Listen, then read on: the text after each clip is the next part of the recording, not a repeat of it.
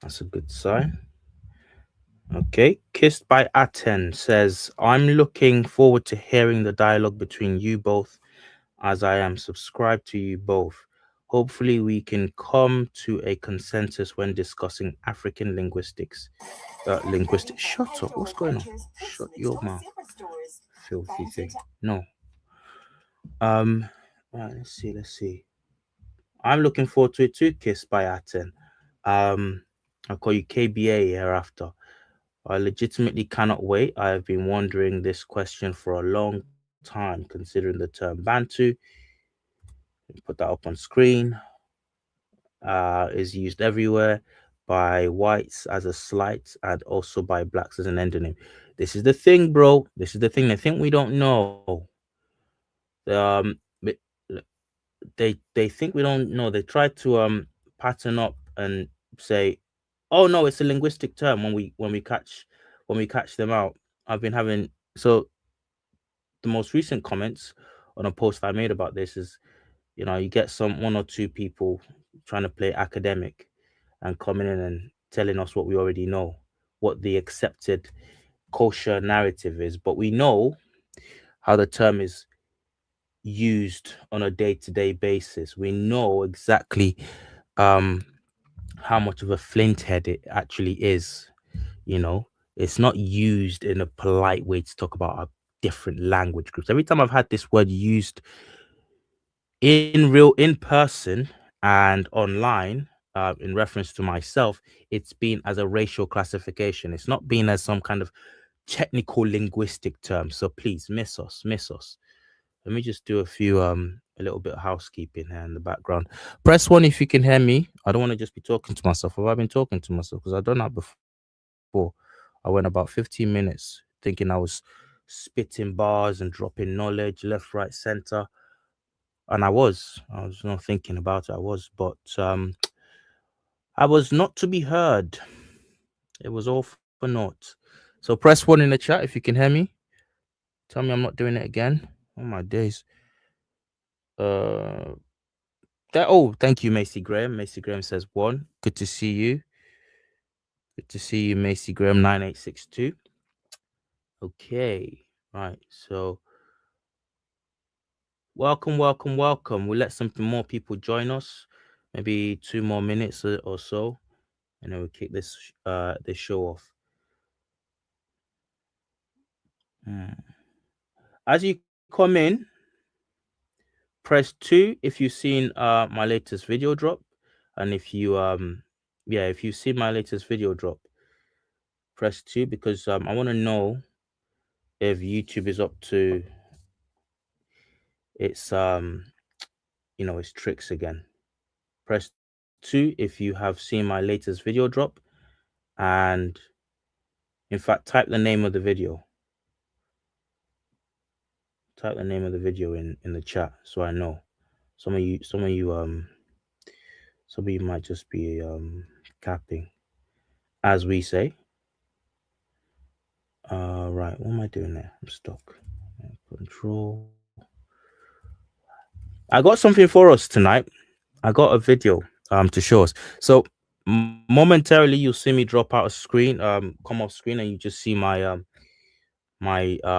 logo, a poor supplement for this beautiful visage. But that's because I want to focus on questioning my great guest tonight, Camjiverse, who is a scholar, an absolute scholar extraordinaire. Um,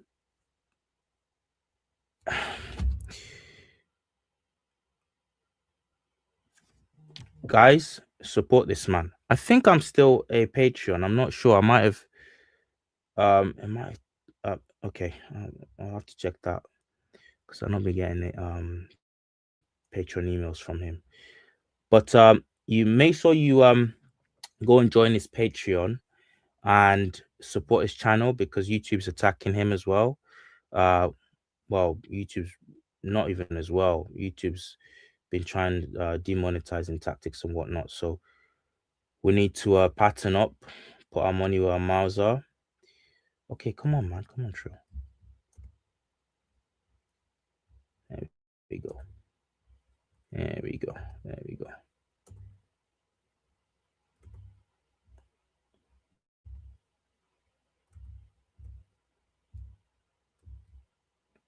Press 2 if you've seen that video. Tell me what it's about. Let me know. Oh, for goodness sake. Okay, well, let me do that. Coolie, coolie, coolie.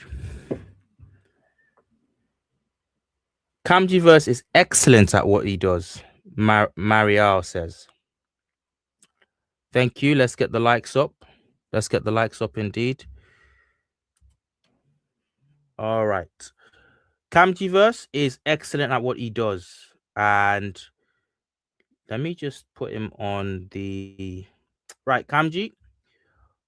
I'm going to bring you up. You don't have to say anything, Kamji, but let me just put you...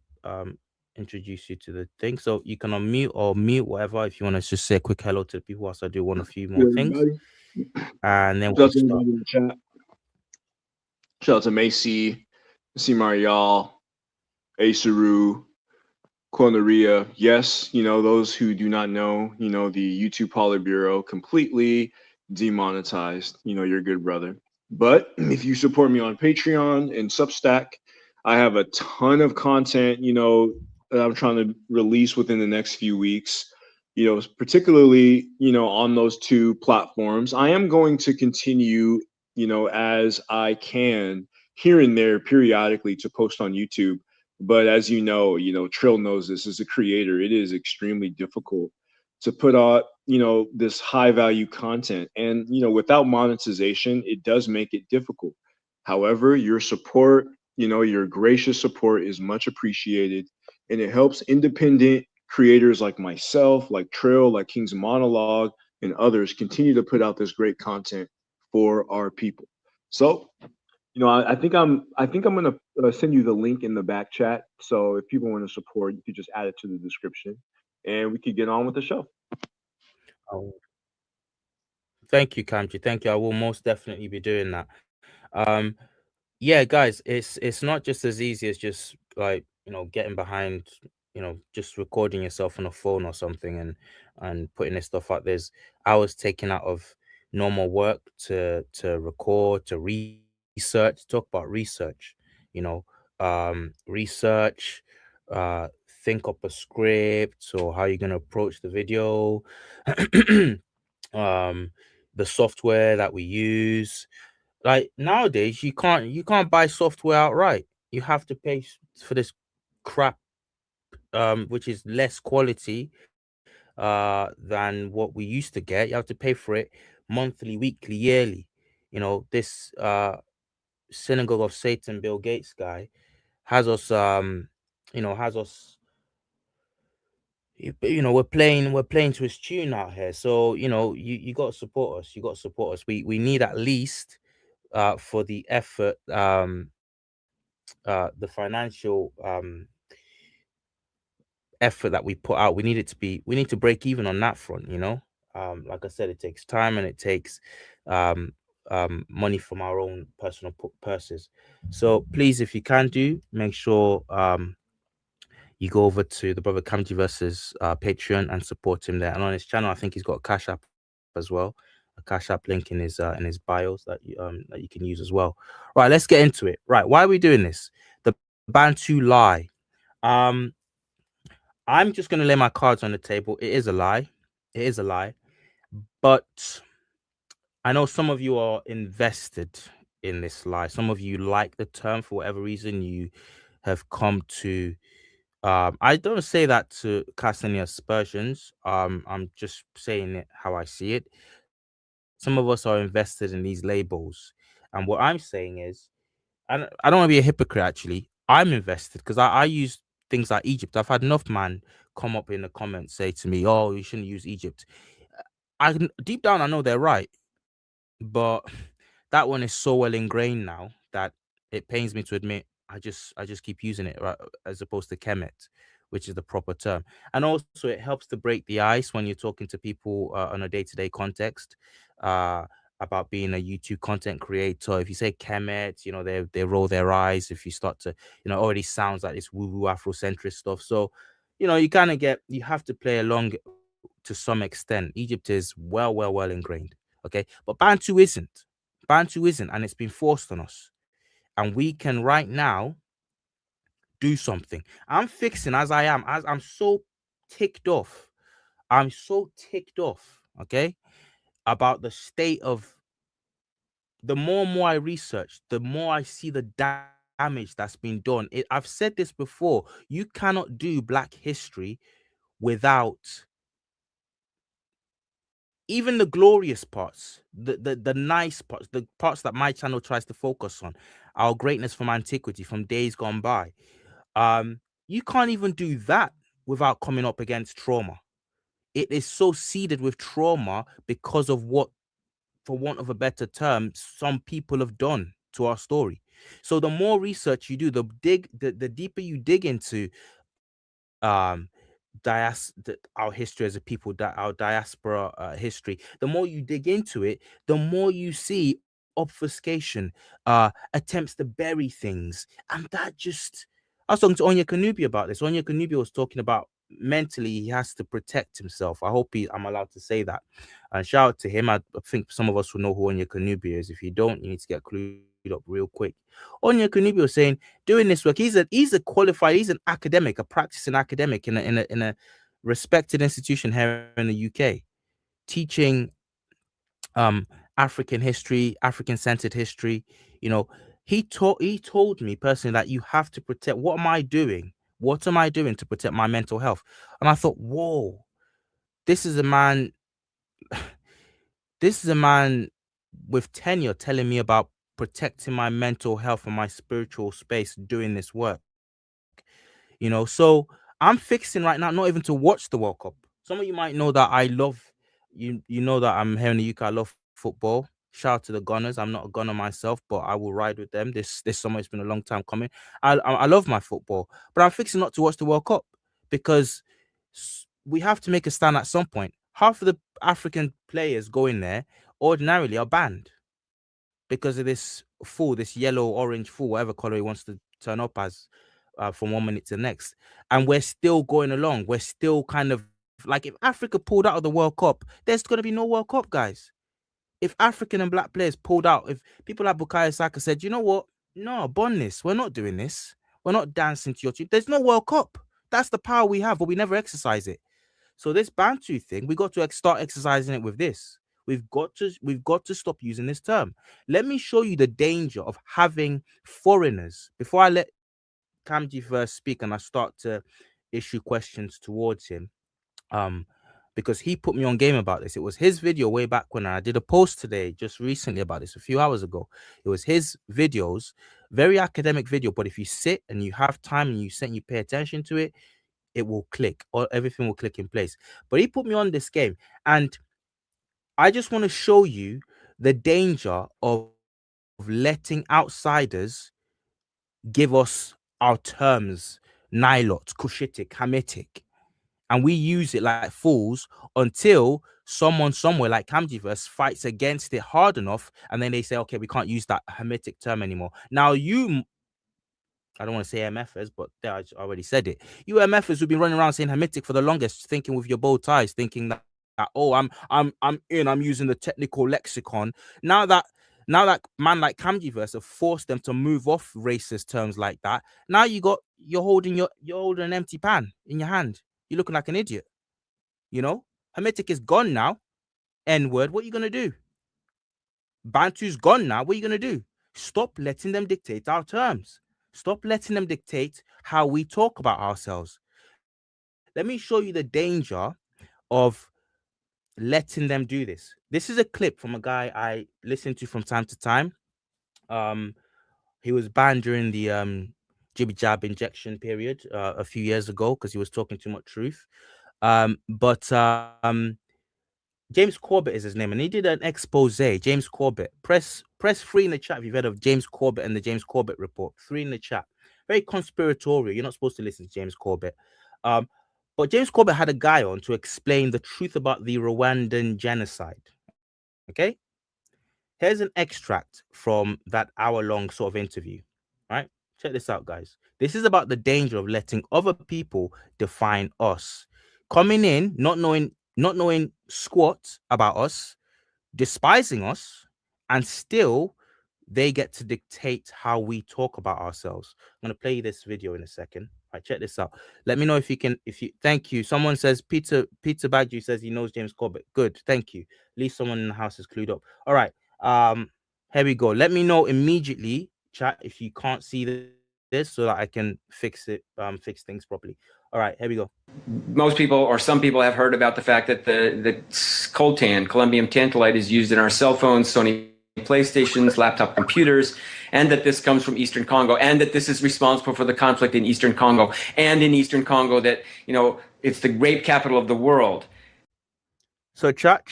Can you see? Can you see and hear the video? Kamji, can you hear the video? Can you see and hear the video?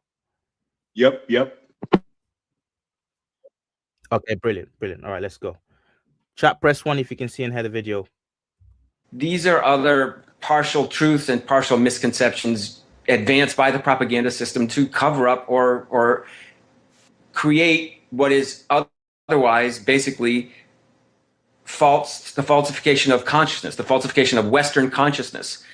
What really happened in Rwanda began with the Tutsis assuming power in, I don't even know, 1750 or 1850 but by 1890, the Tutsi kings in Rwanda were in control. These were cattle herders. The Tutsi elites were cattle herders, and the Hutu masses, and it's 80% Hutu, 20% Tutsi in Rwanda then and now.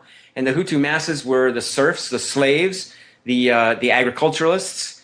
They were then, of course, the colonial apparatus was mapped over Rwanda in 1890, beginning in 1890, where Germany took control. But people have to understand that this is not a tribal, Hutu and Tutsi are not tribal constructs. For example, you could be... Right, let me pause it because right where it's starting to get interesting. Did you guys catch that? The guy mentioned Tutsi and Hutu. That some things are not meant to be out there. I swear down. Some things are not meant to be out there because as soon as the guy mentioned Tutsi, it started to flicker.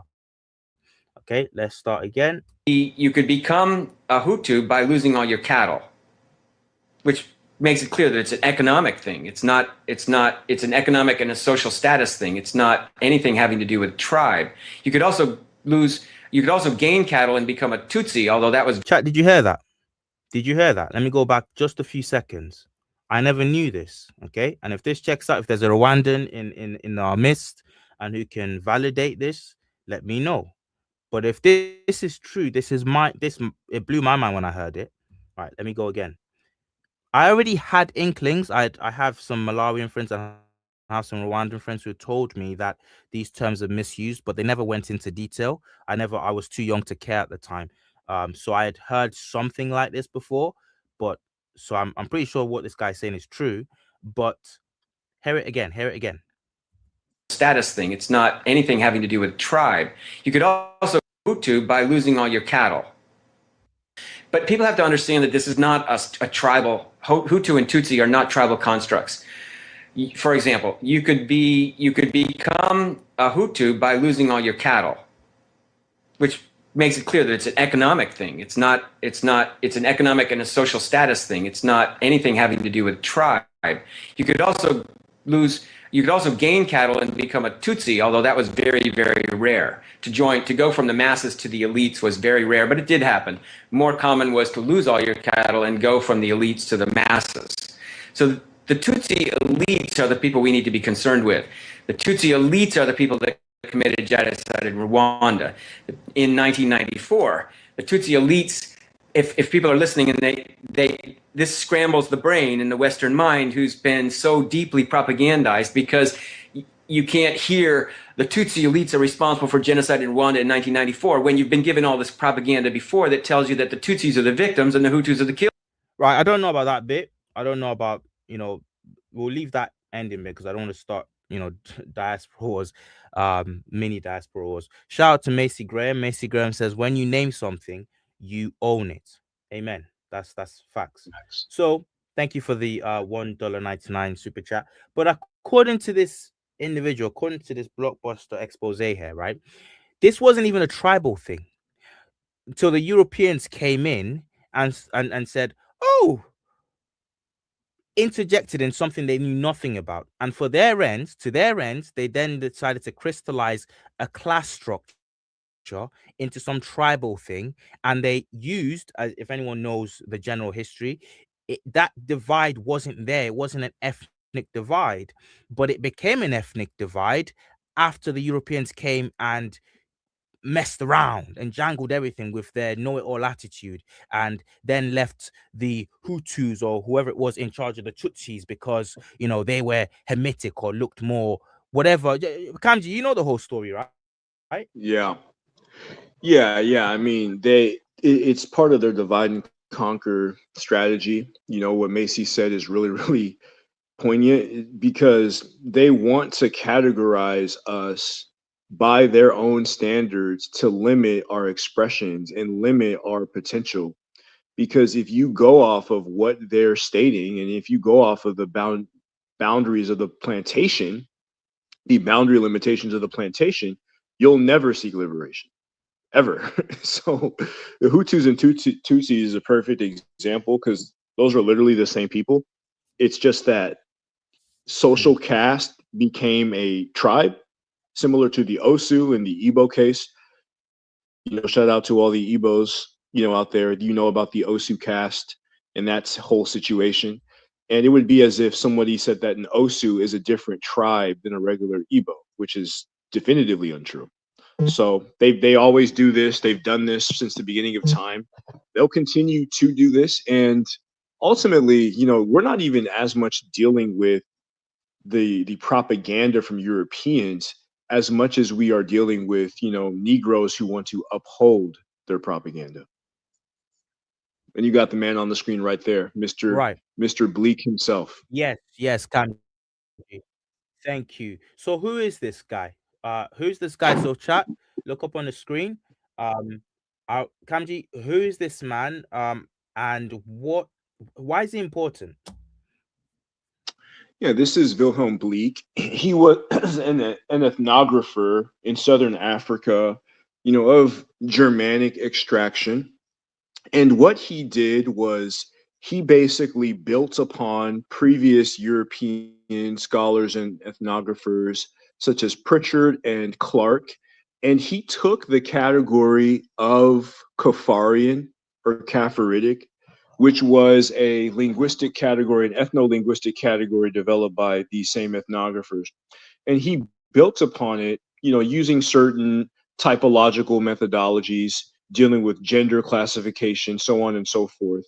And he built what we now know as Bantu, based upon the Zulu word Abantu for people, right? So this is the origin of the term, the neology that he created, according to Dr. Mubabingi Bilolo, the Chiluba scholar. Bantu is a South African pseudo ethnonym created by Bleek, basically to describe the majority of the African continent. So you got this German guy coming into Southern Africa, and he uses a word that's being used amongst the Zulu people to classify uh, a language group. So check this out. Check this out. I came across this article on the way to the forum. No, not onto it, the forum. I came across this article, and it was from a website called Camisa Museum. I don't know if you know about them, but they're about restoring African restorative memory. They're about kind of coming away from these classifications that's been given to us on the African continent. Now, they Yeah. said, I took a quote from their article on this topic. They said, and I'm quoting now, let's see if I can get it. The father of race classification in South Africa was the German anthropologist and linguist William Bleek. And you spoke about this guy in your video, the first video but from Yeah. about a year ago that I came across on this. Yes. So German anthropologist and linguist, and it says this article says in the 19th century he entrenched the notion of the quote Bantu race. So when people come and Hmm. try and correct us and say, "Oh, it's not racial, it's linguistic," no, practically speaking, he did encode, he did crystallize a racial theory from this. Okay, Yes. so he came across this word Bantu and he used it to create the notion of a Bantu race based on a linguistic categorization. And the quote Hmm. goes on to say, based on a broad linguistic family of over 700 languages spoken widely across, don't like this word, but sub Saharan Africa. Okay, so Yeah. Kamji, we Hmm. have the word hubris, we have the word audacity, we've got caucasity. Okay, even we have got the phrase insult to injury. Do Yeah. any of these do justice to the idea of having a group of people now who hardly believed Africans could even speak in anything remotely better than grunts, ape noises? Yeah. Okay, but they're also the people now to take 700 plus of our languages across a continent that is easily dwarfs all others, okay, and then label these 700 plus languages under one neat umbrella, which is then used to tell our stories for us. Like, what do you call that? Is audacity even enough? I mean, there's another word that we use called chutzpah, which is very common in American political parlance. But, ultimately, it just describes racism because, as you stated before, Wilhelm Bleek was foundational with respect to the so-called Bantu laws and the Bantustans. Like his analysis from ethnography was used to justify a lot of the subsequent apartheid systems that were created after him. And it just is important that we notify all of our people that this is not harmless. What Bleak did in defining the Kafirs or the Bantus as a mixture of the Hamites, and they originally saw the Hamites as black or as white in that configuration, in that iteration. That could be confusing to those who are adherents to Abrahamic faith traditions because Ham or Ham is definitively related to darkness and blackness. But it was the 18th to 19th century transition of Jean-Francois Champollion, where he discovered a lot of the statues and figurines and monuments in ancient Kemet, and they definitively described black people or people that they would describe as noir in the French context or black, Svats in the German context. And this is what caused them to shift from Pope Leo of the 16th century, defining the descendants of Ham, as ones to be enslaved. This is what, Nicholas V, who issued his Dum Diversis to justify the enslavement of African people via the Catholic Church. They used the Hamite configuration to define lowly black people. But Champollion, he changed it into white Hamites because they needed to justify and explain how this great civilization could have been created by, black people. So they had to say, no, these are white Hamites. You're right. These are white Hamites. These are white Caucasians from West Asia who migrated into Africa and civilized the lowly Negroes. There's no way that any of these monuments could have been made by black people. No way that any of this civilization in classical Africa, any of this engineering could be created by black people. So they developed the Hamitic hypothesis to explain this. And this is largely due to Champollion. It's due to other scholars like William Flinders Petrie, who created, the invading pharaonic race theory that many Faronists, even to this day, shout out to the pseudo killers, other chronologists who follow after a lot of these West Asian racists would promote, right? The idea that white Caucasians came into Africa to civilize African people. And then on the flip side of this, you have Grafton Elliott Smith, who develops his hyperdiffusionist model to basically try to promote the idea that the white Hamites from West Asia who came into Africa and civilized the lowly Negroes, then spread all of their civilization to the rest of the world. Now, Wilhelm Bleek is a child of this narrative. most of the different categories in Africa, these are the ethno-linguistic categories that we may call areas of diffusion because they don't necessarily define linguistic units. They're basically areas where words are traded. So Wilhelm Bleek comes from this Hermeticist root in his creation of Bantu as a development from Caphoritic. Again, people need to understand this. When we're talking about the linguistic category, Bantu, in the same way that Afro-Asiatic is a representative of Hamido-Semitic, Bantu is a representative of a pre-existing category called Kafarian in Caphoritic. All of the major linguistic nodes, the linguistic categories used by European ethnographers originate from racial insults. And you have people coming after the fact, like Wilhelm Bleek, trying to clean it up based upon Bantu. But as we stated before, this was just him trying to lessen the blow or lessen the obvious overt impact of the subsequent apartheid structure.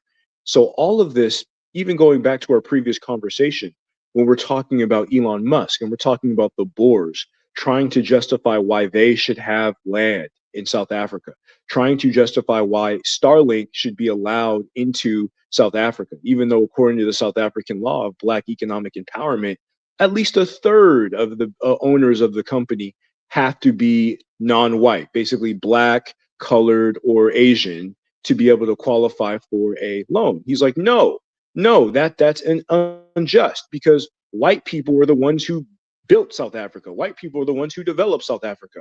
The Bantus, the Bantus came from Cameroon, and the Bantus migrated down from Cameroon and killed the Khoisan, the Khoisun, and they raped and abused the Khoisan and took the land. And no one had developed the Cape until the white people came. They come up with this mythology. But in the back chat, I sent you a scholar by the name of Lunyigo, legendary scholar of the Bantu area. And he basically said that Bantu is linguistic. At the very, very I don't best. want to interrupt, but Yeah. let me just present it. I've got it here. Let me present it so it Okay. helps Perfect. you. Um, Perfect. let me see quickly. I've got it here. Um, In the where's it back chat. gone It was to? from the General History of Africa, UNESCO's General History of Africa, Volume 6 by Lunyigo. And he goes Okay, super, super deep into the Bantu history. This is a Bantu right, scholar. This is not an outsider. He's a got it. speaker of the language. You know, Oh, it won't let me. It says it's invalid. Sorry about that. it's invalid. Yeah. Okay, hold on. I know what to do. I know exactly what to do. Hmm. Uh, share screen. I'll just do this. Open it up like that, and then Yes, tell it sir. to go now. And as I stated before, especially when it comes to the reason why Bantu is so controversial, when it comes to African historical linguistics and just the right methodology that people are using to connect, the ancient Kemet to modern Africa, most of these scholars who have done this come from the so-called Bantu area, right? So you can see here, quote, the Bantu speaking peoples and their expansion from Lunigo. And this is one of my favorite quotes from the text because it basically destroys all of the misapprehensions as it relates to Bantu. And this is from, again, a Bantu scholar himself in Lunigo. And it says, of course, as linguistic research becomes more intensive and is extended to more and more Bantu languages, many new facts will come to light. Since so many languages are still little known, the foregoing survey will certainly be expanded. In conclusion, the need to separate linguistic data from archaeological data should again be emphasized. There's not a one-to-one correlation between languages and the material record. This is clear and obvious to anybody who's done the work. Again, this is necessary in order to avoid the danger of confusing the probative value of different disciplines, and more important still, to avoid the intellectual danger of creating a myth, a powerful one, but nonetheless unfounded. there is a temptation on hearing the word Bantu to associate it with an ethnic or national reality, whereas it is only a linguistic label. It does not denote a people or a society or a culture. Bleak's choice of a label was somewhat too apt, and we must now defend ourselves against the consequences. For just as the Hamitic myth grew out of the confusion of language, culture, and race, so also a Bantu myth would be sure to develop from a similar confusion. And Trill, I have to ask you, are we dealing with the consequences of this Bantu myth? Most definitely. Most definitely. Yes, sir. Yeah, so we could clearly see that confusing language and archaeology is a problem. Right. Confusing, genetics and language is a problem. And trying to use, inadequate methodologies to be able to explain this is Mm, indeed a very, very horrific problem. And as the mm, scholar said, Lunigo said, all of this comes from the Hamitic myth. These are Hamiticists, right? So all of these languages, a lot of scholars try to say, oh, Sheikh Anta Diop and Theophilo Banga were promoting the Hamitic myth when they were actually fighting it in the UNESCO Symposium of 74, saying that Hamites don't exist. There's no such thing as a Hamite. This is fake, right? But as you can see, when you look at these categories, whether you're dealing with N word, Nigger Idic or Niger Congo, they updated that. Whether you're dealing with Nilotic, Cushitic, Khoisan, which was invented by a zoologist. Khoisan is now considered defunct by most historical linguists, but you still have people using it as a race. Caphoritic, which became Bantu, obviously Hamido-Semitic, which is Afro-Asiatic, right? All of these different titles are from these insults. All of these different titles are from Hamiticists, whether it's Frederick Mueller, who created Hamido-Semitic, whether it's Karl Meinhof. Karl Meinhof was a Nazi.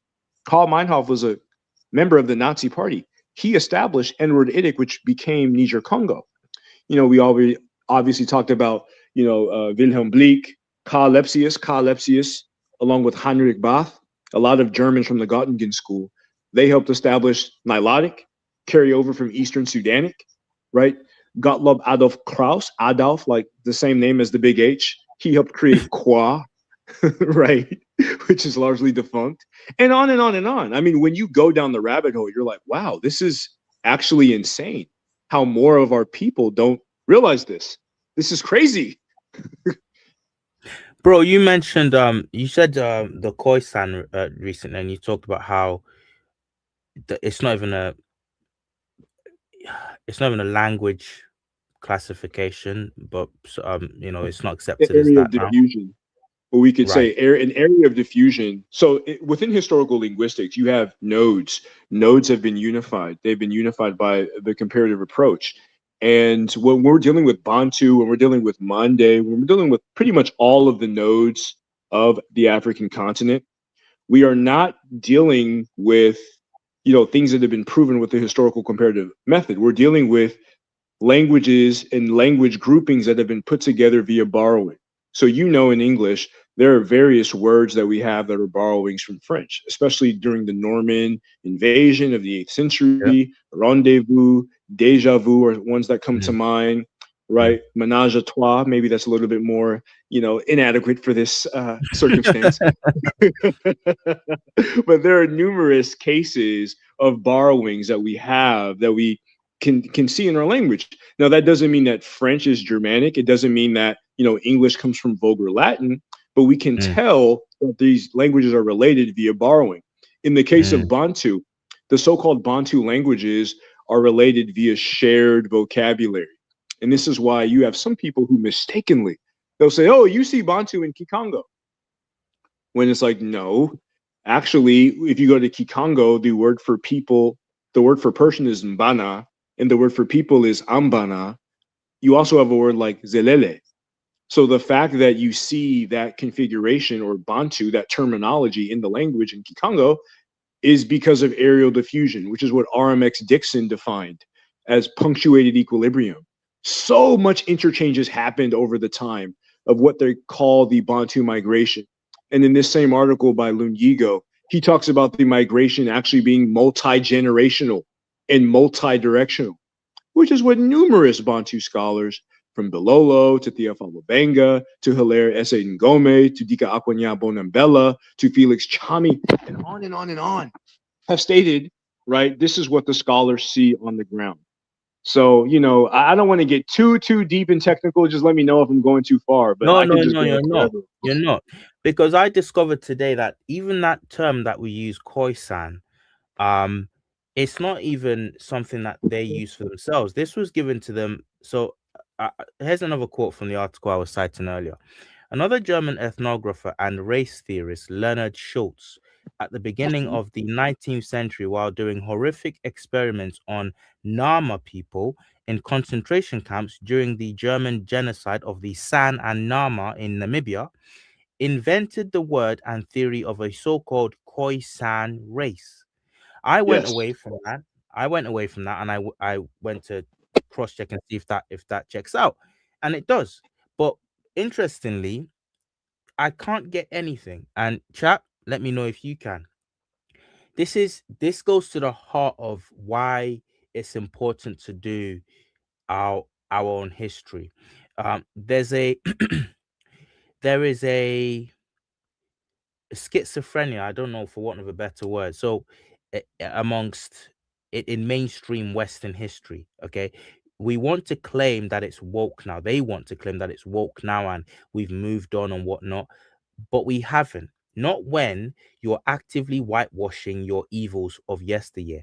Leonard Schultz on the internet, I can't find anything about these atrocities. You have to dig really deep to find out, oh, okay, he was actually a weirdo genocidal maniac who was doing really bad experiments on the Namibian people or on the Khoisan people.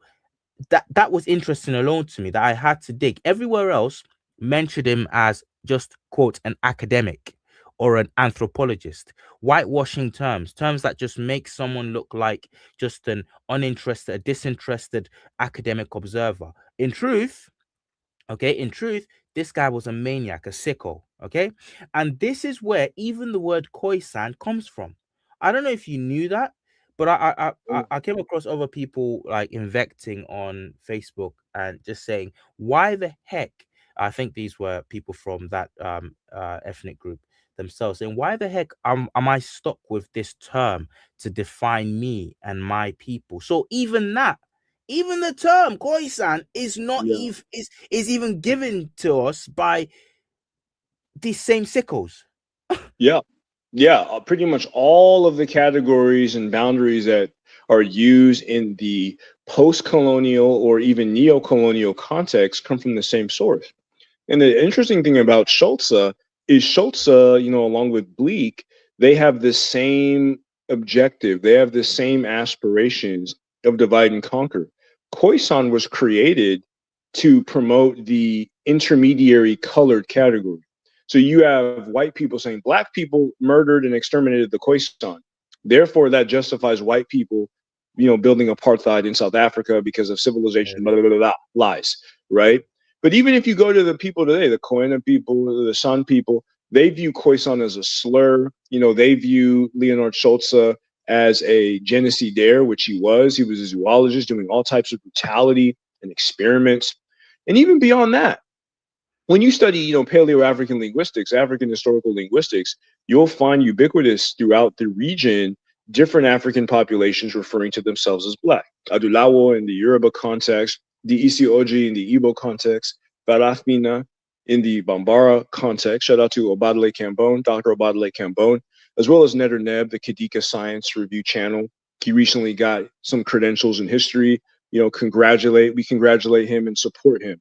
He did an article, his capstone project was an article describing pre-colonial Africans who used Black to define divinity, to define pristine, to define power, to define potency. And even these individuals, these groups of people, the Koena people, right, the San people in Southern Africa, they call themselves Nukon. which literally means black people. So even Wow. outside of, according to the Obenga configuration, they wouldn't necessarily, their languages wouldn't be related to Niger Egyptian or Paleo African languages. They would be a distinct family alongside this, in the same sense that Ethio Semitic is a distinct family, and the Amazigh, which is also called Berber, is a distinct family. But even beyond that, they call themselves black. So that busts the whole Elon Musk Boer colored propaganda. It's a lie. They just created that lie to justify stealing land, point blank, period. And we shouldn't repeat their racist, violent propaganda. So check this out. We've got if for people who think that this is just a storm in a teacup. So I'm on Facebook just to buttress the point you were just making, bro. I'm on Facebook. I end up on Facebook. I don't know why, but I'm looking into this stuff just quickly before the live, and I just wander onto a page on Facebook that's saying, this is a whole load of rubbish. We shouldn't use it. And this guy says German anthropologist Leonard Schulze coined koi san in 1928 by combining koi from koi koi and san from the Nama word for hunter gatherers as an umbrella term for Southern Africa's click speaking peoples. Someone says here, and he quotes, a dead man named Leonard Schultz gave our people a new name and removed our original identity. I don't know why he did it, but that's his story. My question is, why should a dead person who can't answer get to dictate my identity? Fair question, right? Okay, chat, check this out. So, this is somebody by their by their display profile here, it looks like their picture, it looks like, we can see what ethnicity they're from. But the point is, Bantu people is not from South Africa. Talk about where the Bantu came from. Leave the Khoisan people. They is the owner of South Africa. So it's not a storm in a teacup, because this narrative, this separation, which we're going to get to in more detail actually, because I want to find out if it's even true that click speakers are only in the Koi and the San group, because I That's don't. definitely false. Right. Thank you. Thank you. Okay, we'll get to that in a bit. But this person comes and makes themselves the white knight of the Khoisan people, as against who? And I believe I know why they do this. I believe it's a very clever, sick but clever in its own way ploy to, like Kamji says, to divide and conquer. But this person is the white knight to defend the Khoisan people. Meanwhile, so map this response, map this troll out onto just on a national level.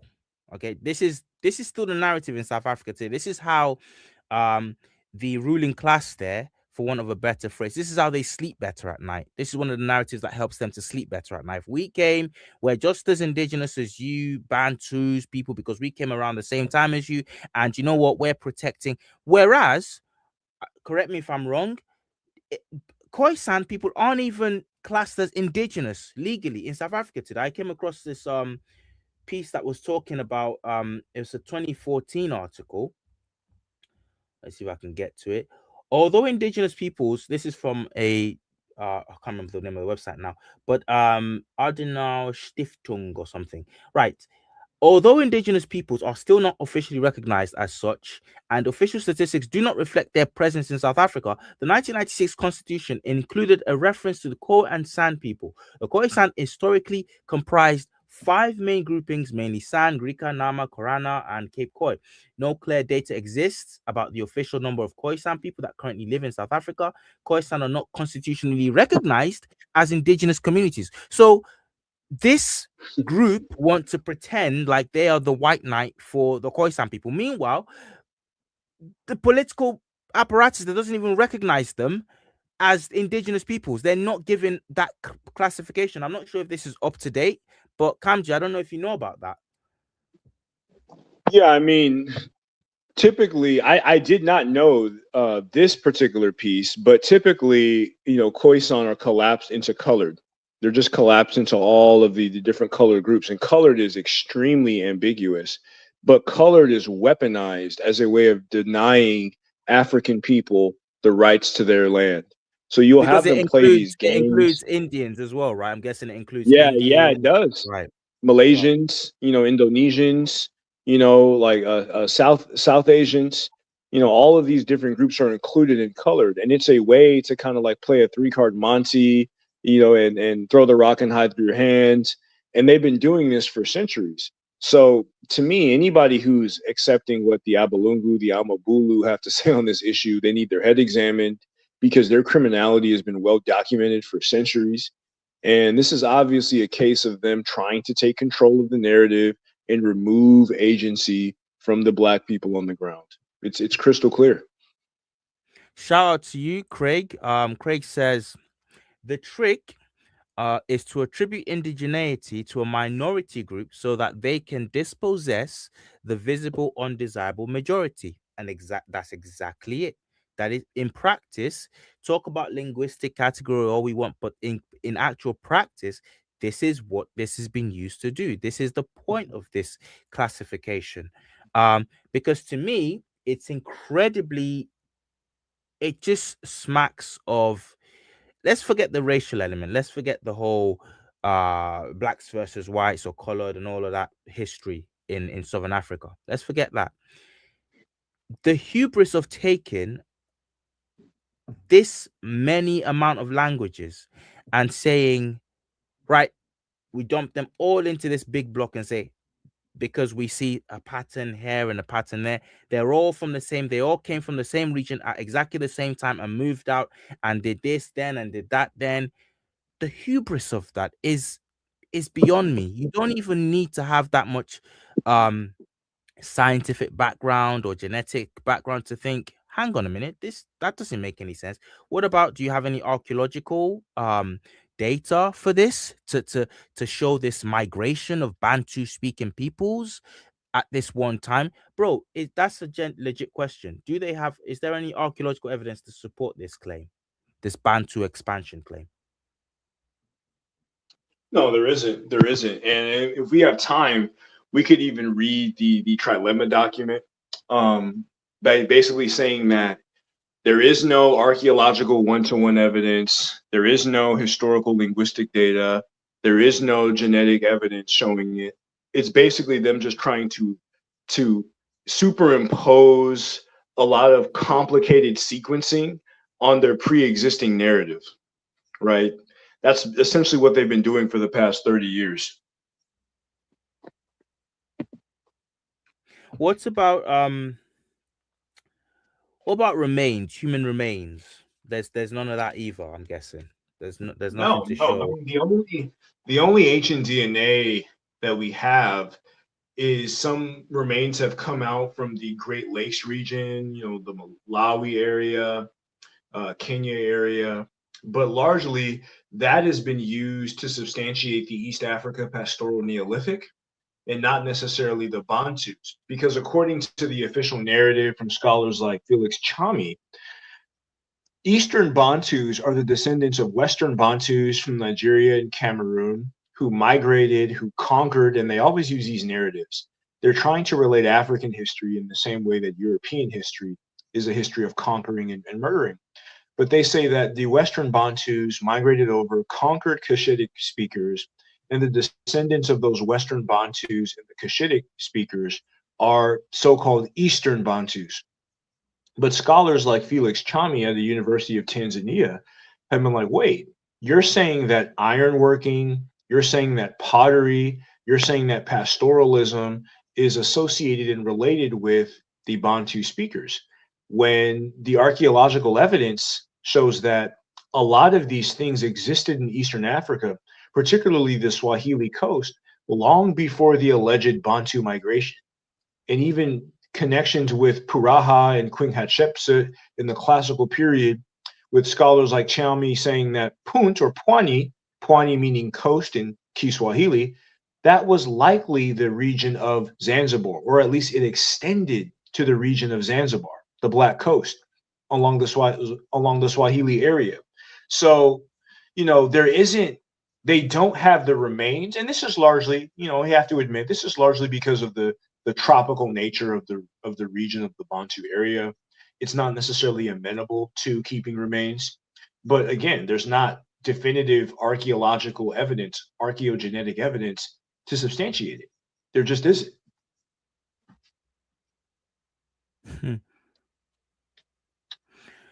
So let's talk about this click thing.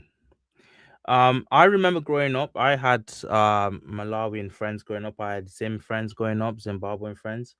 Um, I remember distinctly, maybe not from my Zimbabwean friends, but I remember my Malawian friends having clicks in their language, and they're outside. I think they are not direct borders of South Africa, but they've got another country in between there.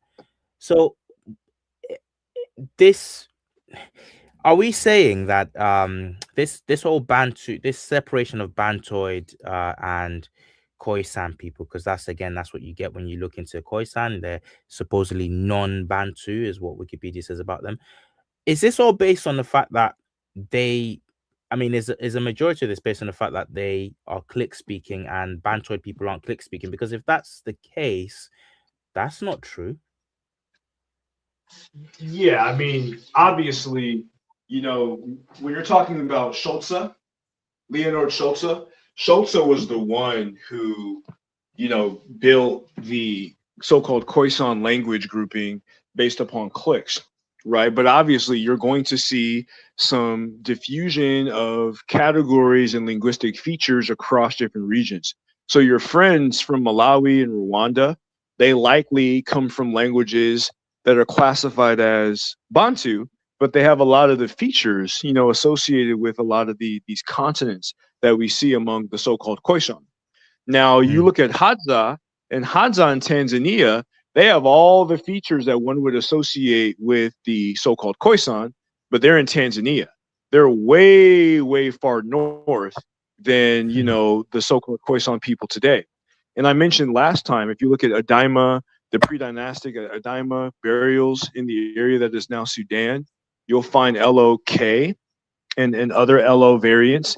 And this marker is specifically associated with the so-called Khoisan, but you find it all the way in northern Africa in the pre-dynastic era. And this is kind of speaks to the fact that Narmer, if you look at Narmer has, facial morphology that is related almost identical to the so-called, Khoisan people today. The face hieroglyph in the Medu Neter, or the face symbol, looks like that. So the idea that the Khoisan population was strictly limited to Southern Africa, in antiquity is a lie, right? Even if you look at their light skin gene, or AT1111, which is associated with light skin, the descendants of light skinned people or lighter skinned people all around the world descend from this group, 10,000 years ago. The Khoisan have this lineage, and this lineage entered Africa from the northeast. And the Khoisan got it around 2 to 3,000 years ago. That, in and of itself, along with the canine mesial ridge, the canine mesial ridge is a tooth morphology, dental morphology specifically seen among the Khoisan people, and it's also found in pre-dynastic Kemet. All of these facts speak to the idea, the truth, that the Khoisan migrated south as well, or the so-called Nukon. I don't want to use Schultz's term. The Yeah. Nukon, the Koena, they migrated south as well. That's what the evidence shows.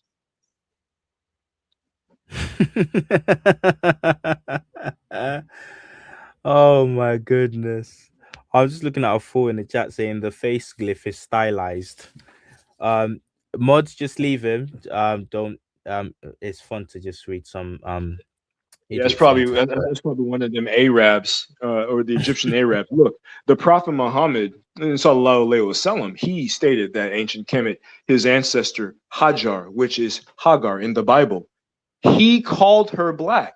He said that she came from a black, kinky-haired population. So all of the Egyptian Arabs who want to deny the Africana space, they are going against the prophet of their religion. Wow. Wow. Bars. Bars. I never thought about it like that. Bars. Macy, I think you're a Medjay archer, you're a mod, so do as you see fit. Do as you see fit. That's your job. Yeah, I'm not gonna actually dictate to the mods anymore. So if he's winding you guys up, you know what to do. Okay, that that explains a lot.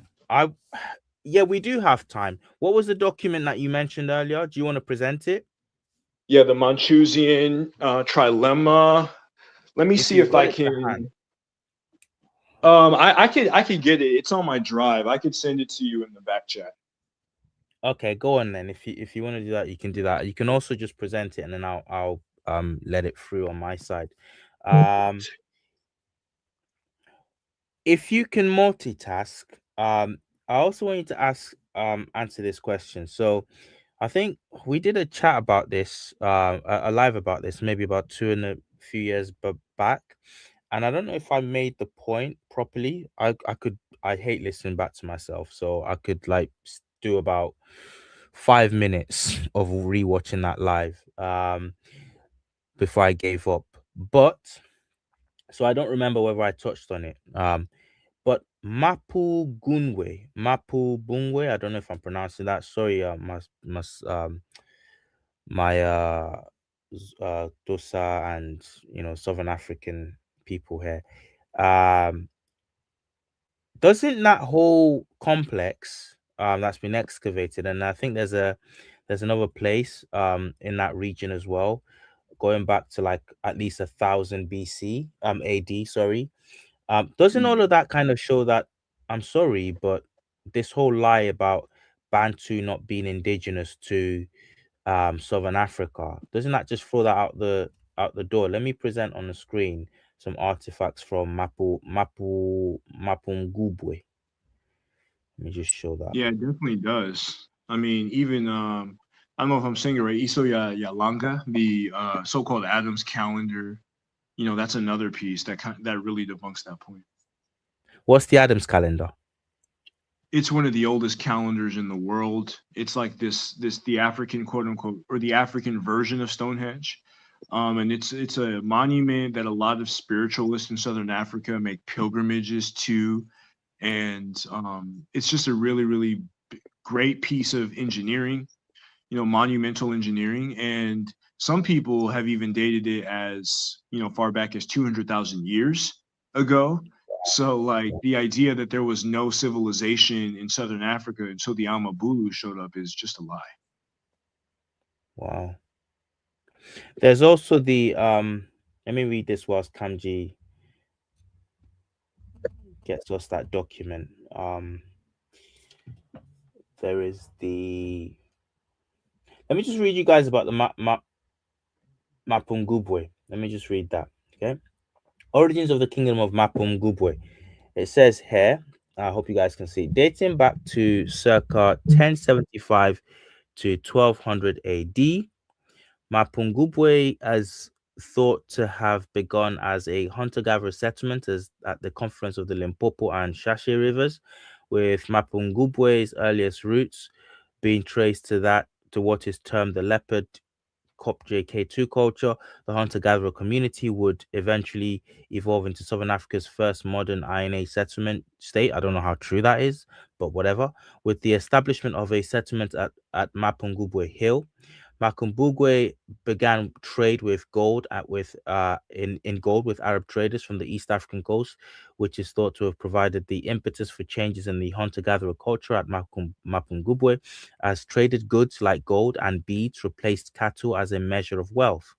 This change in Mapungubwe resulted in the emergence of Southern Africa's first aristocracy, which grew out of the class system that was born out of the new trade-based economic system at Mapungubwe Hill. For the first time in Southern Africa, Mapungubwe set up an aristocracy. Again, don't know how true that is, but whatever. That was separated from the general population by taking up residence on the sacred hill at Mapungubwe.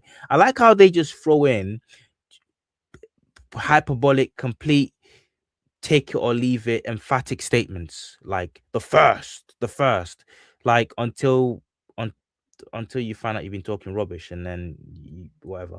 New skills in pottery and goldsmiths, which produced high value golden objects like the famous rhino and gold scepter, also emerged in Mapungubwe.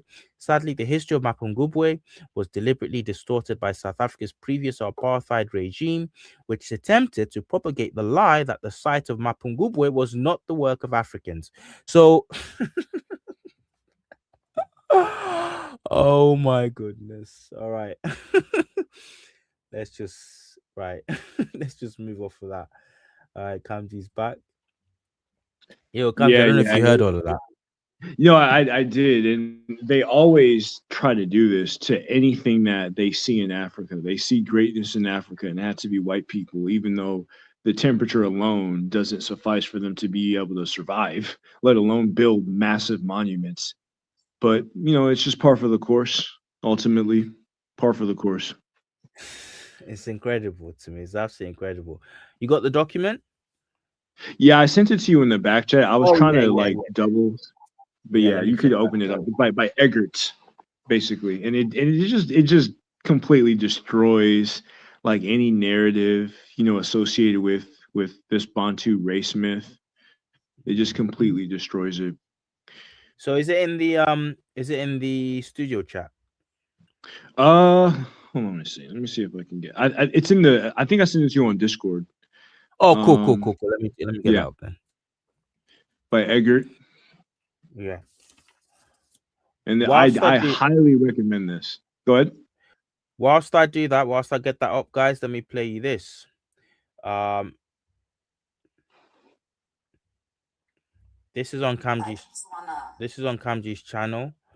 Um, I'll just take a break. I want us to just take a break from talking so that people can see some more real world effects of this issue we're talking about.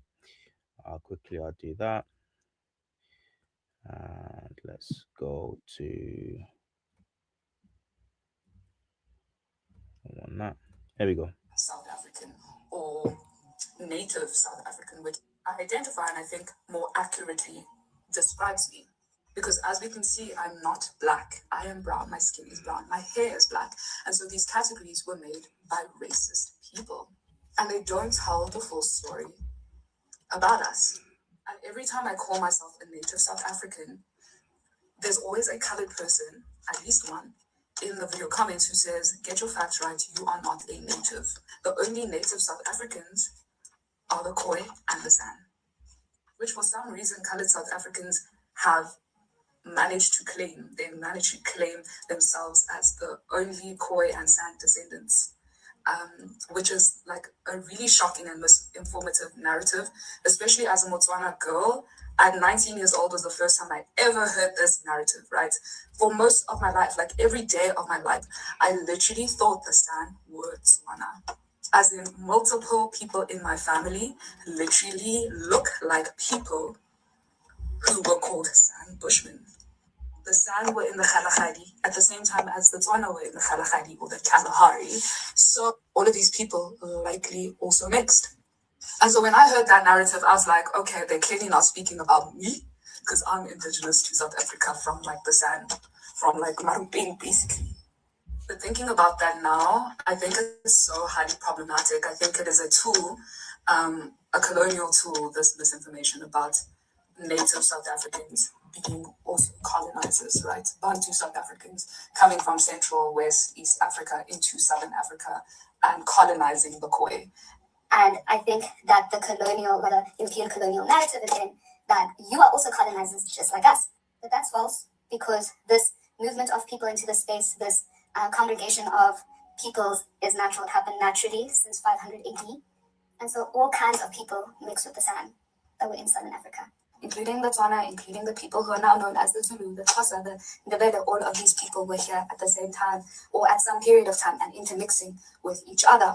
And so I think that there's a large colored, so-called colored, I don't know, I want to move away from racial classifications, but this group of colored people who seem to believe that the Khoi and the San were here and that they waited only for the Europeans and the Indonesians and the Malaysians and they mixed with them only. And so only colored people in the country have San heritage and the rest of us don't. And I'm like, come on. Like, why can they be the only group that are mixed with the San and the rest of us? The San did not mix with the Bantus who were here for 500 years with them, you know? Okay. Kamji, do you want to kind of give us a rundown of what she's saying there? I get Yeah, what she's saying. I get what she's saying, but there's one part particularly that people might not understand. I'm not sure I understand fully myself, but she keeps talking about colored people as well. And so can you explain that bit as well?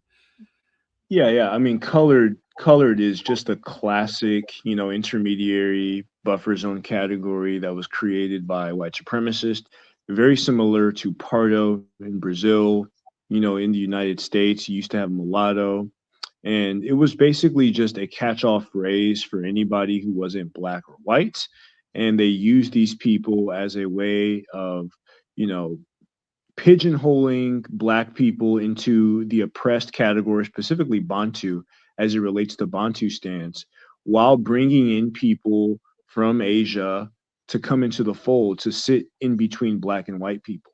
Now, the Khoisan aspect of it, they use that in putting Khoisan, collapsing all Khoisan into colored, even though, some of the Koena and San people are extremely dark skinned, but they wanted to pigeonhole them all into the colored category to basically say that South Africa is not a black country. South Africa is not the property of black people. South Africa is the property of colored people, right, who are more related to white people or more closer to whiteness than they are to blackness. And that was the entire agenda. And she felt offended as a Swana girl, Swana women, specifically those who have been to Southern Africa. They tend to be particularly blessed, if you know what I mean. Wink, wink. But she was very, very offended that people would say that she is unrelated to the San when many of her immediate family members look exactly like them. So the idea that they didn't mix is false. There was even a study on the Oakhurst remains. I believe they're 7,000 or so years old. And they did some sequencing on those remains, and they found numerous people in Southern Africa with related ancestry to the Oakhurst ancient remains. So the idea that there wasn't intermingling interregionally, again, Swana women tend to be blessed. And if you looked at these different African groups, they're not denying you based upon you being from a different linguistic category. That's not Mm, happening. If they see a nice nyash, that's a nice nyash. So, a lot of things, we're a lot more, holistic, and we're a lot more acceptable to each other than what these dividing and conquering, miscreants, malevolent miscreants, would lead us to believe. So that's essentially what she was trying to describe there. mm, mm. Thank you. Thank you. That must be so annoying. Do you know her personally, or that was just from her channel? That was actually from a viral TikTok, that was shared to me on my Oh, right, right. Discord server, right? And she was just speaking to the fact that like people are saying she can't claim the San as her people because she's black and Bantu. And it speaks to exactly what we're talking about in this series. Precisely, precisely. Right, I'm just trying to work out what it's just the audacity. I think they deleted him now, but again, it's just the audacity of that guy who came in and talking about you're deluded. I think that was a comment that caught my eye. And I think he's been booted out now. But it's like I'm sure the guy speaking. This is what I'm saying. You've got people talking about black diaspora history, African history, and telling them with bold chest, saying, no, no, no, this is how it is. You're deluded. It's just it's amazing to me. It's really amazing to me, right? Yeah, and that's why, like I said before, we shouldn't take Africanist as universal. People are saying Bantu's real. It's in the textbooks. Nilote's in the textbook. Yeah, these are white experts on African culture and history. Africa went through a colonial period. Africanists got to lay their blueprint on the continent. We're still Mhm. fighting this to this day. We've been UNESCO symposium was like 50 plus years ago. We're fighting that battle to this day. So yes, you will get propaganda. You will get Africanist narratives, especially in these neo-colonial regimes, as if they are universal, but they're not. They're absolutely not. And that's why scholars like us exist to provide the Africana perspective. Amen. Amen. I got it up on screen now. Geneticizing Bantu, historical insight or historical trilemma. Yeah, this paper by Edgar, I highly recommend it, and he gets into the historical trilemma. So like he deals with the focusing of the three aspects of the Bantu matrix, mainly Bantu languages, rainforest archaeology. The rainforest archaeology is pivotal to breaking down the Bantu migration because according to the conventional Africanists, and again, Africanists are white experts on African, white so-called experts on African languages and cultures. Their conventional narrative says that the Nigeria-Cameroonian border housed the original Proto-Bantus, and then they migrated through the rainforest, conquering and taking over everybody in their path, right? And then you have Bantu genetics. Right now, it says while the Bantu language dispersals and sub-Saharan archaeology are in some sense historically linked, Bantu genetics is a kind of newcomer to the field. And then it goes, as the title indicates, the impact of molecular anthropology on finding an answer to the Bantu expansion here, epitomized by the term geneticizing Bantu, claims some importance in this presentation. It has been stressed, however, that human genetics is by no means principal here. Rather, the emphasis lies on the interplay between Bantu linguistics, archaeology, and Bantu genetics. Consequently, it is a combination of all three which is at stake. As the subtitle puts it, we may very well ask whether this trinity leads jointly to historical insight or hides a historical trilemma. The paper tries to enumerate some basic points of each field. Likewise, it aims to assess each field's strengths and weaknesses in order to arrive at an answer to the subtitle's question. So, if you scroll down, you can kind of see, what he gets into with respect to the language, a little bit more. This is a highly technical paper, right? So, Mm. all of these domains are very, very complex and are supposed to have a mutual understanding. However, a lot of times people they want to conflate linguistics, anthropology, and genetics when they can't really be conflated in that fashion at all, right? So, this paper, he's going to get into um, the koi are light. They're brown though. Yeah, I mean the koi can be any color. They don't have to be light skinned at all. Um, he's going to get into the linguistic aspect of it, which to me, because Bantu is a linguistic category, should be the strongest, and it actually isn't. It actually is one of the weakest, and he's going to get into some things that I've discussed before, mainly. Do you have Or a you might have passed particular it. do you have a particular page Yeah, that can you you scroll up? remember? Can you scroll up to? Okay, so I'll go back Wait, up. or because I think you passed it because I wanted to get into glottochronology Okay, because so he I talks enter about one. glottochronology I'm going to and search. mass comparison, which we've discussed very, very extensively. Yeah, keep going down. Actually, keep going down Yeah, keep going when he gets to the down. language portion, the Bantu language portion. Cool, cool. I'm keep going. Right Bantu there, right languages. there. Yeah, cool. Yeah. So yeah. So since the Bantu languages are the focus of this paper, some basic points need to be enumerated. The study of the ancestry of language and thus their internal and spatial change over time falls within the field of historical linguistics. That's an important point. This is supposed to be allegedly historical linguistics. But Africanist linguists, again, that's the white so called experts in African languages and cultures. Africanist linguistics is a completely different field than historical linguistics. It's not the same field, it's not the same domain.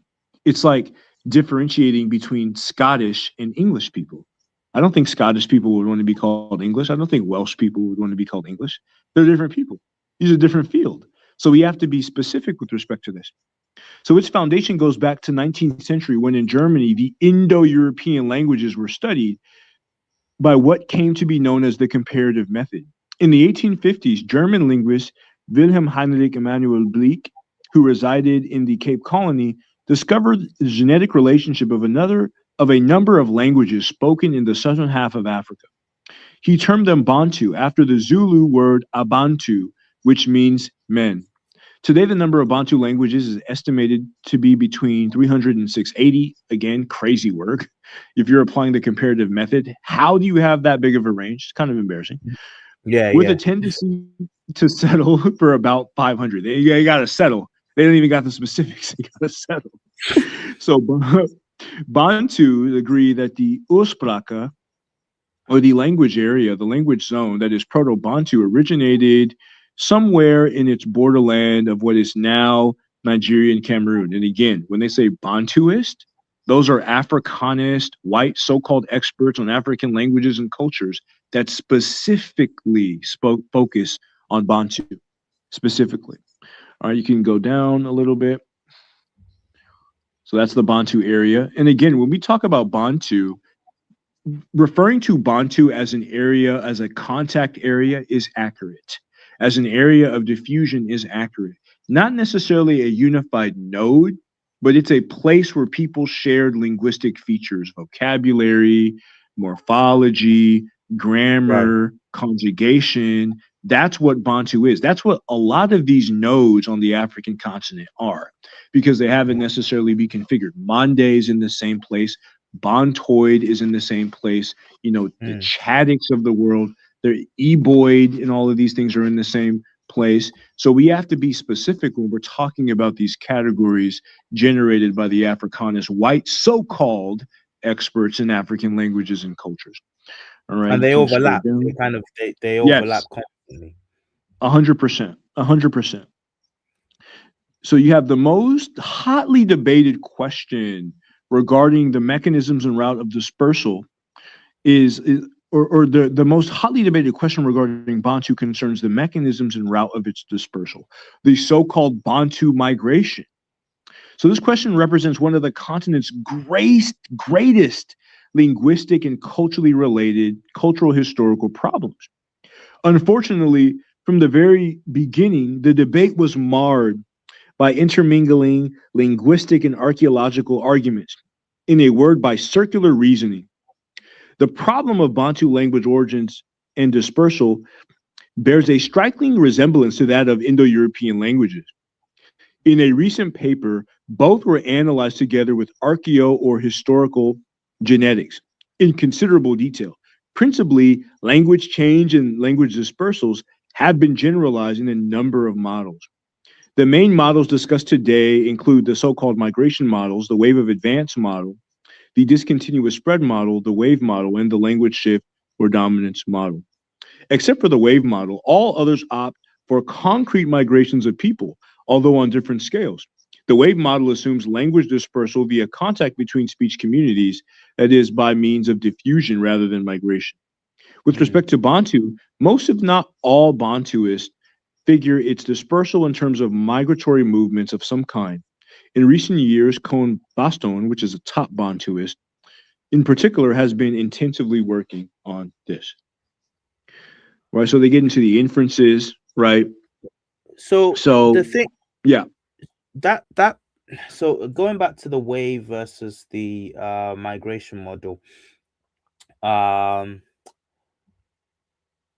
principally the language change and language dispersal have been generalized in a number of models. The main models discussed today include the so-called migration models, the wave advanced models. Um so the wave model would be what exactly? I get the migration model. so you have bow wave. So basically saying that there's different understandings of models that or populations that move in waves, right? So Because sometimes it's a bow wave. what Hmm. I'm trying to get at is could language not diffuse or certain features of a particular language not diffuse by cultural osmosis, people trading, people Yes, um so absolutely. why have they made this, why have they tied the Bantu thing to a, like this is saying, a migratory model, Well, if because they have not an that? agenda. I think Right, it's obvious because they have an agenda. They want to say that the Bantus took over so the white people can too. That's basically what they're trying to right. That's exactly what I'm trying to get at, because it and this is what I see a lot of the time when I'm when I'm researching for a video, it's like I have to read the accepted authorities on things so that at least I know what their narrative is, what the mainstream narrative is. And Yeah. I won't even be halfway through before I start to feel like, well, this is highfalutin rubbish based on a whole load of assumptions. Just based on Yeah. assumptions that we have said has to be the way that we have said it. And if you don't understand the game being played, you won't understand that first they make the conclusion, they have somewhere that they're trying to go, and then they work their Yeah. way back. And if you don't know what's up, you're gonna be looking at and thinking that you're reading something that's on the up and up, that's completely unbiased, you know? Yeah, most definitely, most definitely. So I wanted to get to a part where they talk about mass comparison. I Okay. believe that's on the next page. Because this is a pretty extensive article. Yeah, yeah. Um, Just pick out the key bits. It says in the following, I will focus on Central can African can you rainforest. can you control F that? Oh, Okay, there yeah. it is. There it is. I saw it. I saw it on the very last paragraph of that page. All right. All attempts, yeah. Yeah, all attempts of breathing them into Bantu linguistic data in terms of both relative as well as absolute time proceed by means of what linguists call lexicostatistics and glottochronology. Red flag. These are the principal methods of mass comparison, comparing shared vocabulary instead of trying to locate an ancestor. So this would be comparing, like as we talked about before, rendezvous, deja vu, and different terms between English and French, as opposed to trying to infer, an ancient ancestor, Indo-European, or even worse, looking at German and English, looking at words like Hamburger for Hamburg, or Mm, Weihnachtsschnitzel, and saying that, oh, these must be related instead of easily going back to Germanic, which is a common ancestor. Mass comparison is what was used to build Bantu. Lexicostatistics, that's looking at the lexical items or the vocabulary to see what percentage of the vocabulary is relatable between two languages. And then glottochronology assumes that the rate of language change is constant. We know it's not. We know that there are cultural factors like prestige and different things, mm, trading that you talked about before, in stimulus diffusion, as opposed to demic diffusion, which involves populations. And long story short, the rate of change of languages is absolutely not constant.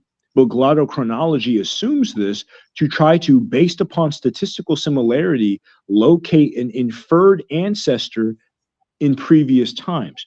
And this is how Bantu in all of the different, language families in the Afrikaans linguistic space were constructed. So when we're dealing with Afrikaans linguistics, whether it's Nilotes, whether it's Bantu and Bantoid, so-called Khoisan, Mande, Niger, Congo, etc., all of these Hamido-Semitic, Cushitic, these Afro-Asiatic, they were built using mass comparison, using lexicostatistics, using glottochronology. A historical linguist would say, that's not what we do in our field. We use the historical comparative approach.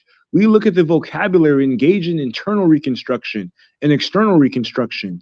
We look at the skeleton of the word and its morphology, its morphological relationship, the flesh of the word and its phonology. And we reconstruct ancestors the same way that was done with Indo-European. Africana scholars like Obenga Diop in their configuration of Niger Egyptian and Paleo African want to apply the same scientific approach to African languages. That is not this approach. That right here is absolutely not this approach. And he explains it. While the first aims at relative time, the second maintains to produce more or less precise time spans in relation to fixed points. That is absolute time. As has been detailed elsewhere, both procedures have been intensely discussed for decades. While lexicostatistics appears to be more or less accepted as a means of generating through relative dating, raw to through a rough relative datings, rare today are those who consider glottochronology a suitable technique for establishing absolute age. So again, he said that lexicostatistics is a means of generating rough relative datings. Even Joseph Greenberg himself, who is the founder, the creator of mass comparison, also called multilateral comparative analysis, horizontal analysis of languages that are contemporaneous, languages that exist in the same time frame, comparing horizontally their shared vocabulary as opposed to scientifically locating their ancestor. Who's the pappy? Who's the mother? Who's the grandfather of this language family, right? So Greenberg himself said that my method is not meant to prove a genetic relationship. It's meant to have a preliminary hypothesis. And then the Africanist, in defense of Greenberg in this case, they'll come along and say, yes, what we said was racist. The categories that we said were racist, but we need those hypotheses in order to figure out the truth about the African past today. So no, you shouldn't discount our racism, our racial insult, because the Hamido-Semitic hypothesis was a necessary place in history to figure out the truth of the Afro-Asiatic reality of ancient Kemet. So they use these arguments to work backwards from their conclusion. But a historical linguist, to use, UK parlance, would say this is absolute rubbish. Are you mad? This is craziness. You cannot do this. This is absolutely unscientific. They will pull their hair out looking at this stuff.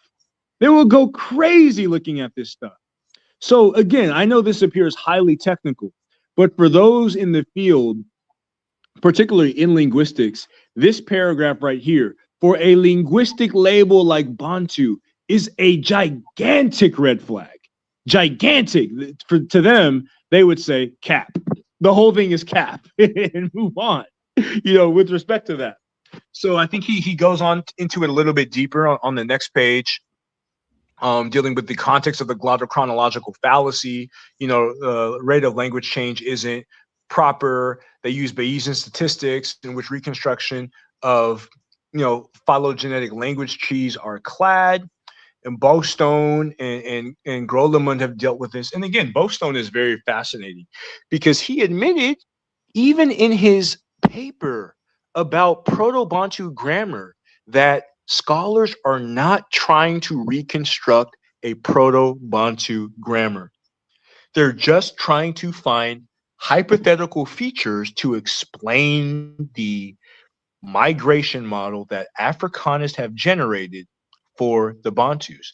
So they don't even approach the grammar of the alleged, the putative ancestor in the same way that historical linguists approach Indo-European, right? There's just bombs. It seems innocuous, but for the linguistic eye, this is just like bomb after bomb after bomb after bomb after bomb. And again, I sent you this other image in the back chat.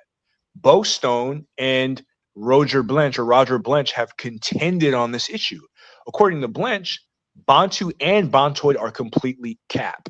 They are not related. They are not even genetic nodes. Blench is one of the most famous Niger-Congo Africanists on the planet. And he said out of his own mouth on his own website that both Bantoid and Bantu linguistically, where it counts, are cap. Those would be the pink screenshots. I don't know if you want to pull them up real quick, just so the audience can see them specifically. Yeah, let me do that. Okay. Let's close that. This is real high. This is high power stuff. High power technical linguistic truth. Very, very, very technical. But for those of you who are interested in linguistics and interested in going along this path, you'll be able to expose that Bantu is not even as strong as Afro-Asiatic. And we know that Afro-Asiatic is incredibly weak. It needs over 20,000 years to be unified. Not more than 5% of the cognates match between different reconstructions. That's Oral and Stobova and Christopher Eretz. So, it's cap. So again, this is Roger Blench. This is Roger Blench, legendary Niger-Congo scholar, legendary Africanist. What does he say about Bantoid? Definitely not a group. Present author has argued for a northern Bontoid consisting of Dacoid, Mongoloid, and Tikar. Tikar would be some of my ancestors. The remaining small groups, Grassfields Tivoid, are independent branches within the Benue Congo Bantu borderland. So he's saying these are independent isolates. There is no Bontoid grouping, according to Blench. Bantu, definitely not a group. This may seem surprising in light of the published claims to the contrary, but the argument from comparative linguistics, which links the highly diverse languages of Zone A to a genuine reconstruction, is non existent. Most claimed Proto Bantu is either confined to particular subgroups or is widely attested outside of Bantu proper. So he's saying, according to historical linguistics, and Blench actually excoriated the late Christopher Ehret for trying to use Indo European related methodology to discern the truth about the African past. This is where the rubber hits the road. Bantu is a linguistic category. Blench, the most legendary, the highest rated, one of the most cited by Africanists. This is not an Afrocentrist. This is an Africanist. These are white folks. And he's saying Bantu is cap. So why are we having this argument? Why are we? Where's the debates? What is the debate, Trill? Help me out here. The Afro-Asiatic thing, I don't want to go off topic, but it really does wind me up as well, because to my understanding, I'm not going to pretend to have as much technical knowledge on it, but from what I gleaned when I was looking into it a few months ago, because I was working on something to do with Kush, just getting myself up to speed. The claim with a lot of the scripts, and someone's mentioned it in the comments, Marielle, shout out to you, Marielle. The claim with a lot of the scripts is that, this is, forget the Afro side of things, this language group, this language family began outside of Africa and spread to Africa. But I think Eric went out of his way. Eric's one of the people who's shown that, I can't remember exactly how he put it, but he showed that the cluster of, is it the clustering of where the language, in its rawest sense, the different languages that fall on the Afro-Asiatic, the cluster of where they're most diffuse and still spoken, is on the African continent, as opposed to Yeah. outside the African continent, and in so demonstrating that with in any other circumstance, that would be proof enough to show that this area is where this language group originated before it spread out. But with Afro-Asiatic, it's like, no, no, no, no, we still have to debate. It's still not, that's still not a nail in the coffin. There's still a debate, and that just wound me up to no end. I thought I could see, even with my limited technical knowledge, I don't know if you can explain that better than I have, but even with my limited technical knowledge, I could see what they were doing with that as well. Yeah, yeah. I mean, that goes back to the invading pharaonic race theory, just the fact that, they're always trying to relate just all of these different civilizations on the African continent to West Asians. And within Afro-Asiatic studies, there's been a bias of Semiticism, particularly because of the Bible and the biblical text and the Quran, these different Abrahamic texts. So there's been an emphasis of trying to locate the origin of this to Semites, because Semites, in their eyes, white Semites in particular, are the ones who civilized the rest of the region, and they would be the parent of the so-called Afro-Asiatic family. But under the Obangian configuration, right, and a lot of people disagree with this, but bro Reggie would probably disagree with this, and those who have a more atheist background would disagree with this. But Obanga actually believed that, Semitic or Ethio-Semitic, Semitic was an independent language on the African continent.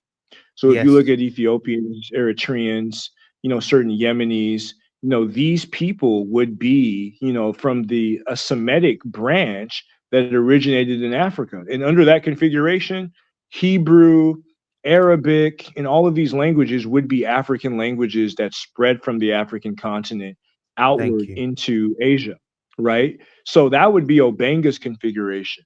But even under the conventional Africanist approach, the Afroasiatic language family originated in the Red Sea hills of Ethiopia. So even if you believe in Afroasiatic, you would have to state that Semitic and the ancestors of Semitic, so the ancestral language of the biblical text, the Quranic text, all of the Abrahamic text, would originate in Africa under Afroasiatic as well.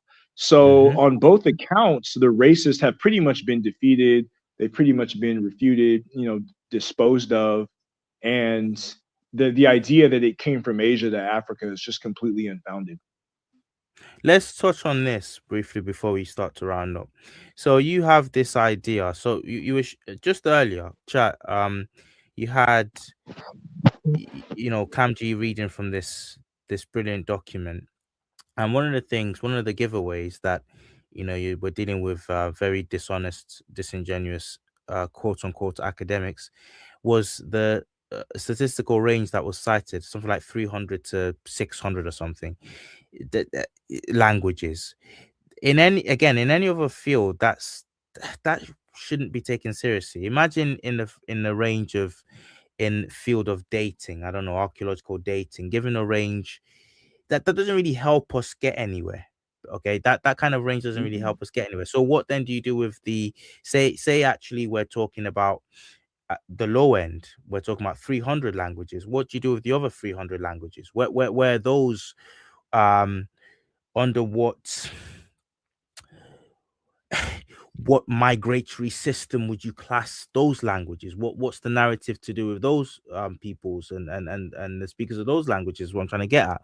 So my question here is, when you have that level of, for want of a better word, cope with the Bantu narrative, that's the lengths to which they're going to make the Bantu thing fit, to make the Bantu narrative make sense, ignoring really outlandish ranges like that and guesstimations. We're not talking about estimation, now Mhm. we're talking guesstimations. If that's what you're doing to make Bantu stick, how do you how do you see that as more credible than people who have said, look, with a far less ambitious language with a far less ambitious range of languages here, we can see similarities between the ancient Kemetic language, okay, and a few smatterings of languages across the Sahel and across the Sahara, peoples, Hausa. Um, people have even made links. There's a fellow called Mustafa Gadala.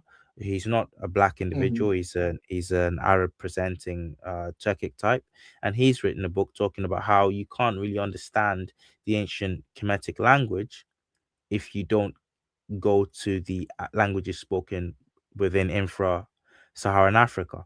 So what I'm trying to say, and I'm doing the most to butcher the question, is, can they not see that you can do far less to link ancient Kemetic languages with languages closer by, nearer to Egypt, and that are extant, that are being spoken today, like Theophilo Benga has done, like I said, Mustafa Gadala has done. Do you see what I'm trying to say? Yeah. You would have to do far less work to link the migration of black peoples from ancient Egypt to places like the Sahel and West Africa and East Africa.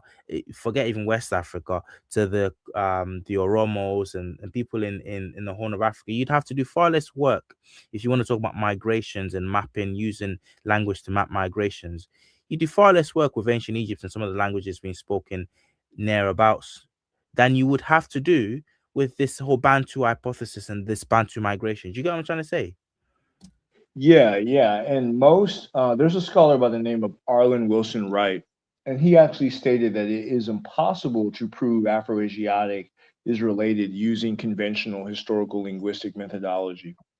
And scholars like Wright and others have even exposed how, even in Afroasiatic, the so called Chadic languages are closer to the ancient Kemetic language than any other subnode of Afroasiatic. And this is why scholars like Elaine Anselin, the late Elaine Anselin, created a configuration called Ethio-Chadic just to define this language family.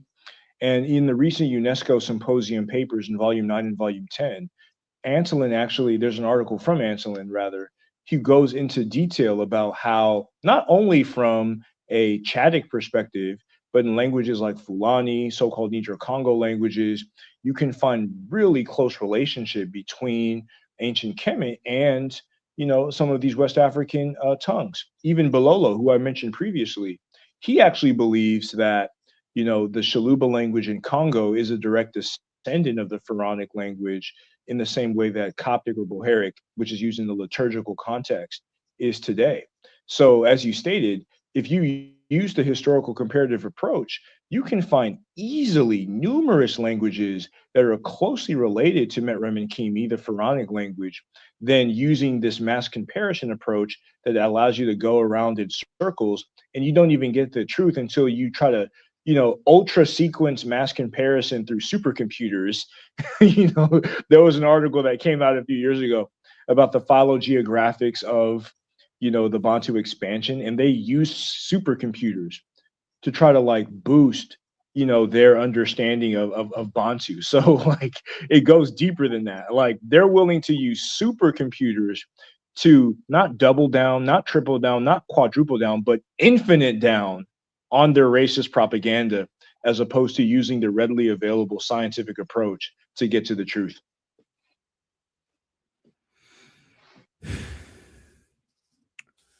Guys, yeah, check out Kamji versus channel. It's not over.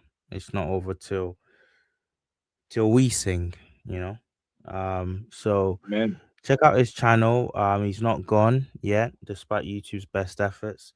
Um, I felt like in this 2 hours and the extra one that we did in part two of this, well, which is really part one, in practical terms, a few weeks ago. I feel like we've covered a lot of ground, you know. I feel like we've covered a lot of ground, and I feel like we've done enough to kind of we've done our part to bury this. So again, guys, if you're just joining us, too bad. Just go back to the beginning of this, look at why this matters, um, and see what we said about why it matters, and yeah, and just follow follow the conversation through. I don't know if there's anything you want to add before I click end stream. Guys, chat, let me know.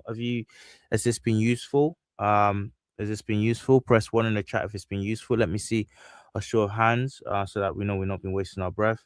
But yeah, I feel like you've broken that down really well. Is there anything you want to add before we yeah, go? I mean, I think that there is a very troubling sign among the younger generation. I'm talking about Gen Z and Alpha, who have took these Africanist categories hook, line, and sinker, and they're building a kind of 21st century tribalism based upon this. And a lot of these youngsters are confused. And this is why it is important that we not only have these conversations, but we spread the message out, whether it's creating more content for children, more content for the youth, and just truthful pipelines. This is something that I'm working on, and I would just like all of those brothers and sisters in the audience to just share this message out to those who who may be confused. Support our work. Support the content that we are creating because again, it is absolutely not easy to do this. It's absolutely not easy to put this stuff on. It's really difficult.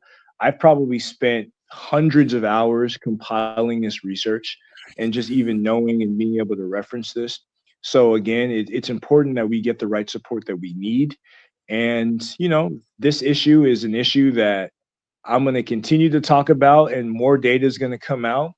And we just got to continue to push the metric forward and not allow racists to separate us from our ancient ancestors and our ancient divinity that exists in our culture in the past and today. So that's all I got. And look, I'm looking forward to seeing y'all on the next one. Shout out to Trill Black. Thank you so much. Shout out to you, Camgiverse. Make sure you like and subscribe if you're new here. But more importantly, make sure you head over and like and subscribe to Camgiverse's YouTube channel, and also hit him up on the Patreon there. I think it's something like $5 a month. Um, Yeah. Actually, Patreon I have member. a $3 trial run, and I'm getting Right. ready, as I said before, to post tons of content and like never before and seen stuff. Special information about those special folks that we're not allowed to talk about. You know what I mean? Okay, You okay. know what's going on in that area of the world. But Yeah. yeah, we got a lot. We got a lot coming. So Camgiverse is stay tuned. unfiltered, guys. He's completely unfiltered. This is like, you've heard a very academic side of him, but if you get on his Patreon, he's he's yeah, he goes in hard. So that's one of the reasons I actually, it took a while before I approached you, because Yeah. I think I was on your Discord for a while, and off screen, when you're posting the information and stuff, I'm like, bro, this brother, this brother extreme. This brother goes in hard. I'm scared. I'm scared to reach out to this guy. He might just be like, what the flip you want, bro? What do you want? What? I thought, no, no. Let me give it a go anyway. And true to form, he's a star guy, man. He's a star guy. Yeah, his bite is not as bad as his bark, but off YouTube, if you want to get the real Camgiverse, you want to get some real, like, info and how he feels about things, hit him up on Patreon, join his Discord, and yeah, man, definitely. uh Yeah. Kush the Compton, guys, you know what it is. It's been your boy Trill Black with Camgiverse, no doubt. Thank you guys for joining me. See you in the next one. Yeah, peace.